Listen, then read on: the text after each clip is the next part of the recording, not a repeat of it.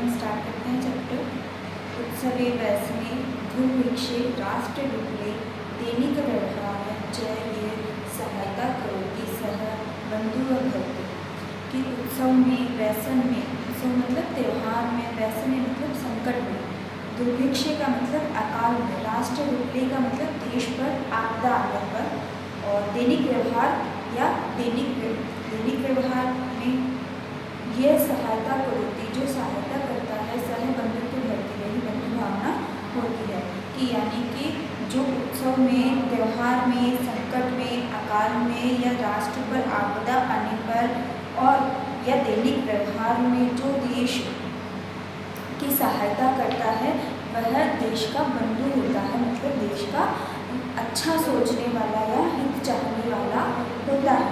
यदि विश्व सर्वत्र एतादृश भावना भवेत् तदा विश्व बंधुत्व संभवति। कि यदि विश्व यानी यदि विश्व में सर्वत्र का मतलब सभी, एतादृश का मतलब यही, भाव मतलब भावना, भवेत् का मतलब हो, यदि विश्व में सभी जगह यही भावना हो तदा विश्व बंधुत्व संभवति तभी भाईचारे की भावना, विश्व बंधुत्व मतलब भाईचारे की भावना संभव है। यदि देश का प्रत्येक व्यक्ति अगर देश के बारे में नित्य सोचने लग जाए, उसके बारे में चिंतन करने लगे, तभी देश का उद्धार हो सकता है, तभी हमारा देश उन्नति कर सकता है। और यही भाव सभी व्यक्ति को रखना होगा, तभी विश्व में भाईचारा रखना संभव है। परंतु अधुना निखिले संसारे कलहस्य अशांति च वातावरण अस्ति। परंतु इस वर्तमान संसार में, अधुना का मतलब वर्तमान, निखिले मतलब संपूर्ण, संसारे मतलब संसार में, कलह से मतलब झगड़ा, अशांति मतलब कि शांति से रहित, च और वातावरण यानी कि आसपास का जो वातावरण है वो। कि परंतु वर्तमान में संपूर्ण संसार में झगड़ा और अशांति का वातावरण है। यानी कि अभी जो वर्तमान समय है इसमें हर देश एक दूसरे से लड़ने में, झगड़ने में लगा हुआ है। कोई भी किसी भी देश को नीचा दिखा करके या उसके साथ में गलत करके खुद तरक्की को प्राप्त करना चाहता है। इसीलिए इस संसार में, जो वर्तमान संसार है उसमें कलह की भावना है, अशांति की भावना है। मानव परस्पर न विश्वसन्ति। मानव जो है वह परस्पर यानी एक दूसरे पर ही विश्वास नहीं करते हैं। यानी कि प्रत्येक जो मानव है वह एक दूसरे पर ही विश्वास करने को तैयार नहीं है, भरोसा नहीं करते हैं। ते परस्पर संकट स्वकीय कष्ट न गणयन्ति। ते परस्पर यानी कि दूसरे के साथ में, कष्ट यानी कष्ट, स्वकीय यानी स्वयं, और न गणयन्ति का मतलब नहीं गिनते हैं। कि जो परस्य का मतलब दूसरे का, कि जो व्यक्ति है वह अपने कष्टों के आगे, यानी कि व्यक्ति के अपनी ही लाइफ में इतनी सारी प्रॉब्लम्स है कि वह दूसरों के बारे में भी नहीं सोचता। यानी वह अपने कष्टों के आगे दूसरों के कष्टों की तो वह गिनती ही नहीं करता है, उनको तो वह गिनता ही नहीं है। अपि च समर्थ देश असमर्थना देश प्रति उपेक्षया भाव प्रदर्शयति। यानी कि और भी, अपि का मतलब भी, च का मतलब और भी समर्था का मतलब अधिक, समर्था का मतलब जो कि समर्थ हो, देश असमर्थ जो समर्थ नहीं है ऐसे देशों के प्रति उपेक्षा का मतलब भेदभाव का भाव दर्शाते हैं। यानी कि जो देश विकसित हैं, जो तरक्की कर रहे हैं, डेवलपमेंट कर रहे हैं, ऐसे देश जो पिछड़े हुए देश हैं, उन लोगों को पीछे, जो उनके साथ में भेदभाव करते हैं, उनको पीछे ही रहने देते हैं, उस देश की तरफ ध्यान नहीं देते हैं। जबकि होना ये चाहिए कि जो देश पिछड़ा हुआ है उस देश में वहाँ जाकर के कुछ ऐसी कंपनियाँ या ऐसे रोजगार उपलब्ध कराएं जिससे कि वो देश भी डेवलप कर सके। लेकिन ऐसा होता नहीं है। विकसित देश सिर्फ अपने ही विकसित होने का ध्यान रखते हैं, दूसरे देशों का नहीं। तो ऐसे जो विकसित देश हैं वह असमर्थ जो देश होते हैं उनके प्रति उपेक्षा का भाव रखते हैं, जिसके कारण भी जो क्या होता है, भेदभाव की स्थिति पैदा हो जाती है और मन में ईर्ष्या उत्पन्न हो जाती है। तेषां ऊपरी स्वकीय प्रभुत्व स्थापयन्ति। और जो विकसित देश होते हैं वह जो असमर्थ देश होते हैं, जो विकसित नहीं है, ऐसे देशों के ऊपर वह अपना अधिकार जमाते हैं। प्रभुत्व का मतलब अधिकार जमाना। स्थापत्य मतलब स्थापित करना। ऐसे जो देश हैं वह जो असमर्थ देश है उनके ऊपर अपना प्रभुत्व स्थापित करते हैं, उनका शोषण भी करने लगते हैं, तो जिसके कारण से वो देश कभी तरक्की कर ही नहीं पाता है। संसारे सर्वत्र विदेशस्य शत्रुताया हिंसाया च भावना दर्शते। संसार में सर्वत्र मतलब सभी जगह, विदेश का मतलब बैर या शत्रुता, और शत्रुता हिंसा च भावना दर्शते, यही भावना दिखाई देती है कि संसार में सभी जगह हर देश में आपस में एक दूसरे में बैर शत्रुता हिंसा आदि की भावना दिखाई देती है, यानी कि हर देश एक दूसरे को गिरा करके ऊपर उठना चाहता है।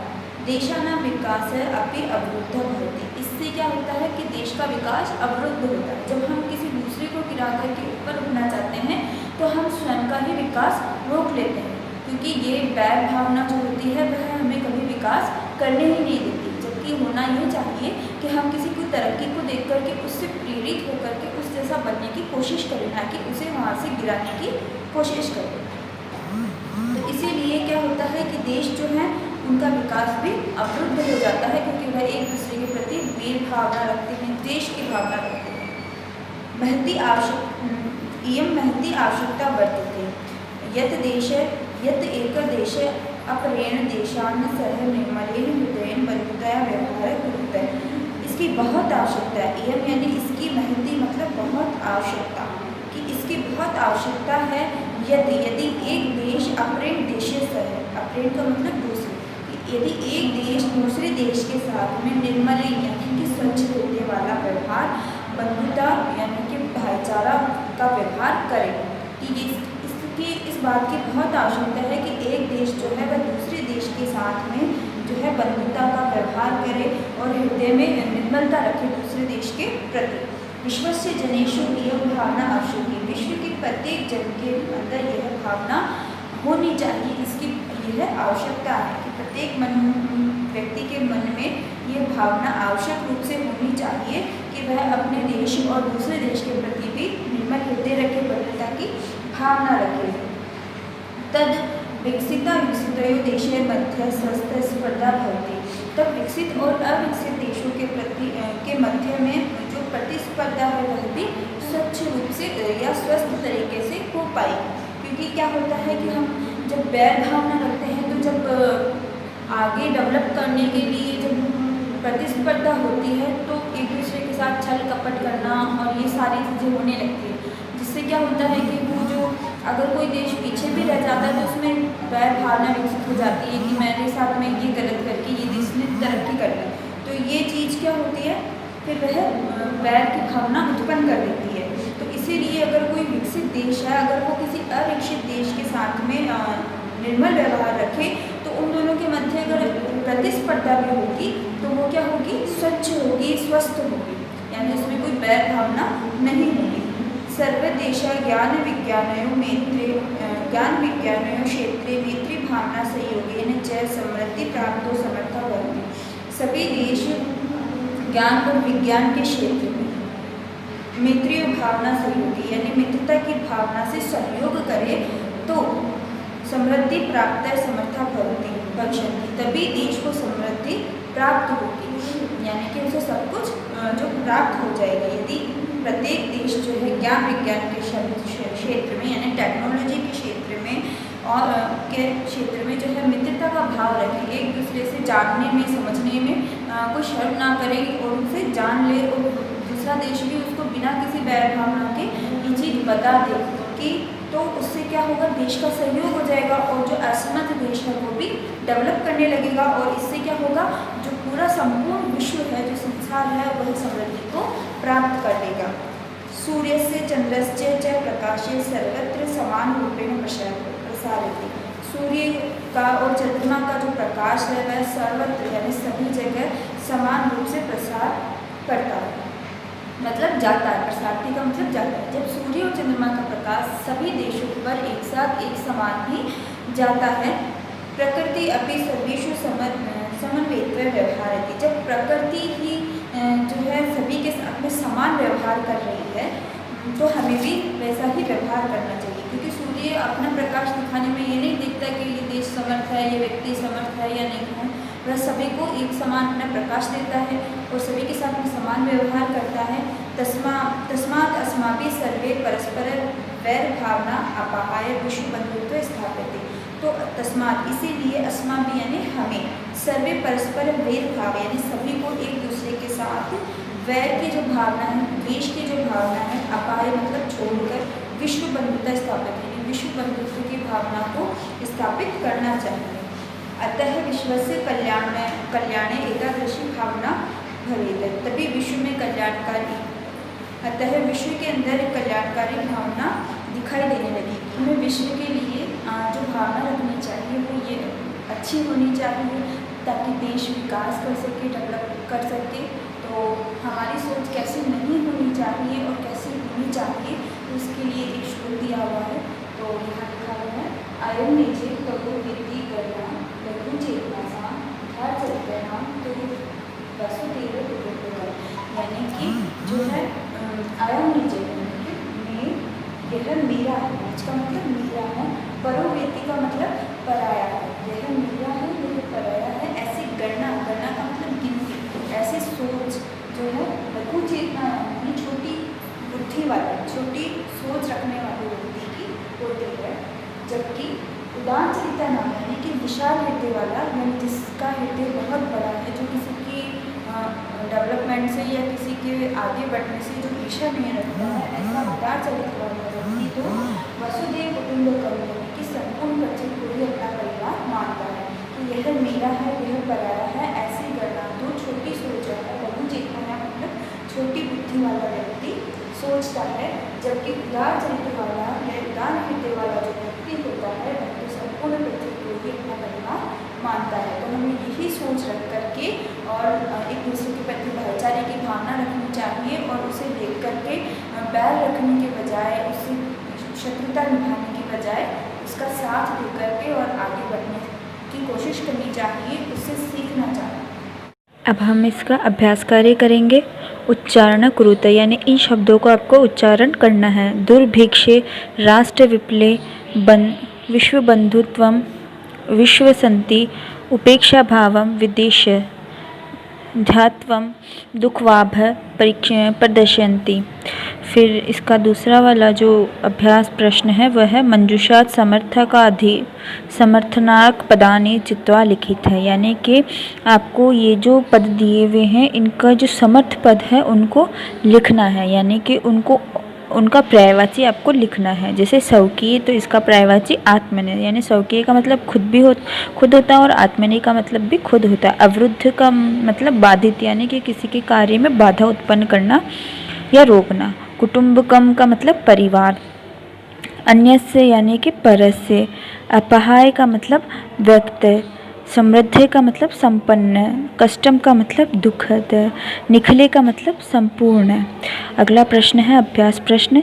रेखांकित पदानि संशोधन लिखित है, यानी रेखांकित पदों को आपको संशोधित करके लिखना है। जैसे कि छात्र क्रीड़ा क्षेत्र कंदुकाद क्रीडंती, यानी कि छात्र जो है वो क्रीड़ा क्षेत्र में कंदुकाद मतलब जो फुटबॉल है उससे खेलते हैं, तो गेंद से खेलते हैं। तो यहाँ होगा कंदुकात का शुद्ध रूप लिखेंगे तो कंदुकीन हो जाएगा।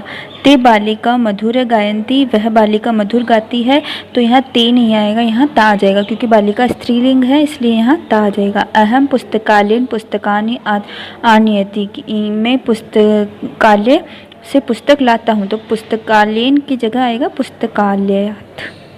तो वह फिर अगला है त्वम की नाम है, तुम्हारा क्या नाम है, तो यहाँ आ जाएगा त्वा, यानी कि तुम्हारा क्या नाम है। गुरुवम नमः, तो गुरुवम नहीं आता है, गुरुवे नमः है, क्योंकि नमः के योग में चतुर्थ विभक्ति आती है, इसलिए यहाँ पर गुरुवे नमः है। तो अगला प्रश्न है मंजूषात विलोम पदानि चित्वा लिखित, यानी कि आपको विलोम पदों को छाट करके लिखना है। तो ये शब्द दिए हुए हैं, यह इन शब्दों का विलोम जो है सही उनको इन शब्दों को इसके सामने लिखना है। जैसे कि शत्रुता, तो शत्रुता का सही विलोम होगा मित्रता। पुरा का मतलब पुराना, अधुना का मतलब वर्तमान। मानव का मतलब मानव और दानव का मतलब राक्षस। उदार चरिता मतलब बड़े हृदय वाला या विशाल हृदय वाला। लघु चेतनायाम यानी लघु सोच वाला। सुखी न का हो जाएगा दुखी न। अपाह का मतलब हो जाएगा गृहीत्वा। अपाह का मतलब छोड़ना और गृहीत्वा का मतलब प्राप्त करना। अगला प्रश्न है अधोलिखित पदानाम लिंग विभक्ति वचन लिखित, यानी कि ये जो पद दिए हुए हैं उसके अंदर आपको लिंग विभक्ति और वचन को लिखना है। तो यहाँ पद दिए हुए हैं, यहाँ लिंग लिखना है, यहाँ विभक्ति और यहाँ वचन। तो बंधु पुल्लिंग शब्द है, प्रथमा विभक्ति है और एक वचन है। देशान पुल्लिंग शब्द है, द्वितीय विभक्ति है, बहुवचन है। घरणाया स्त्रीलिंग है, पंचमी विभक्ति है, एक वचन है। कुटुंब नपुंसकलिंग है, द्वितीय विभक्ति है, एक वचन है। रक्षाम स्त्रीलिंग है, सप्तमी विभक्ति है, एक वचन है। ज्ञानो विज्ञानो नपुंसकलिंग है, द्वितीय विभक्ति है और एक वचन है। अगला अभ्यास प्रश्न है कोष्टकेषु दत्तेषु शब्देषु समुचित विभक्ति योजित रिक्त स्थानानि पूर्यते, यानी कोष्टक के अंदर जो विभक्ति दी हुई है उसको समुचित प्रयोग करके यहाँ पर आपको भरना है या लिखना है। तो जैसे विद्यालय उभयात वृक्ष सन्ति, विद्यालय के चारों ओर यानी दोनों ओर वृक्ष हैं। तो यहाँ कृष्ण उभयात गोपालिका, यानी कृष्ण के दोनों ओर जो है बालिका है, यानी कि गोपालिका मतलब गोपियाँ या बालिकाएं हैं। तो उभयात जो होता है उसमें द्वितीय विभक्ति होती है, तो इसलिए द्वितीय विभक्ति में पीछे माँ लगता है, इसलिए कृष्णम विद्यालयम।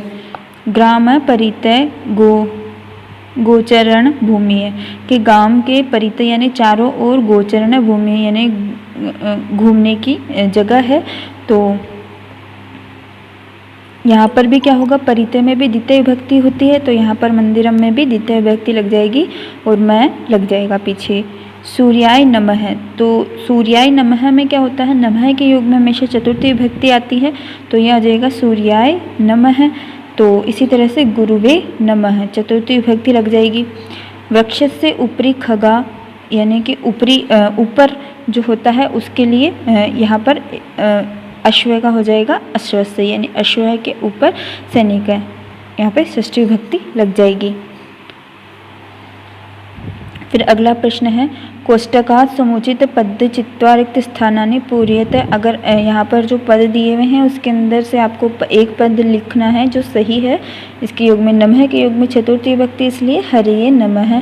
तो ग्रामम परितः कृषि क्षेत्राणि सन्ति, तो यहाँ परितय के योग में जो है परितय का मतलब चारों ओर, तो इसके योग में द्वितीय विभक्ति, तो यहाँ पे हो जाएगा ग्रामम। और जैसा कि मैंने बताया था द्वितीय विभक्ति के योग में पीछे लास्ट में म लगता है, तो ये हो जाएगा ग्रामम। फिर अगला प्रश्न है, अगला जो है अम्बाई नमः। नमः के योग में मैंने बताया था चतुर्थी विभक्ति होती है, इसलिए अम्बाई हो जाएगा यहाँ पे अम्बाई नमः। ऊपरी अभिनेता अभिनय करोति, यहाँ पे षष्ठी विभक्ति हो जाएगी, तो यहाँ पे हो जाएगा मुच्चस्य, मंच के ऊपर जो है अभिनेता अभिनय करता है। पित्रम उभयात पुत्रो स्थ, यानी उभयात मतलब दोनों तरफ पुत्रो है, यानी पिता के दोनों तरफ पुत्र हैं, तो उभयात मतलब दोनों तरफ, तो इसमें भी द्वितीय विभक्ति में हमेशा माँ लगता है लास्ट में, तो ये माँ हो जाएगा।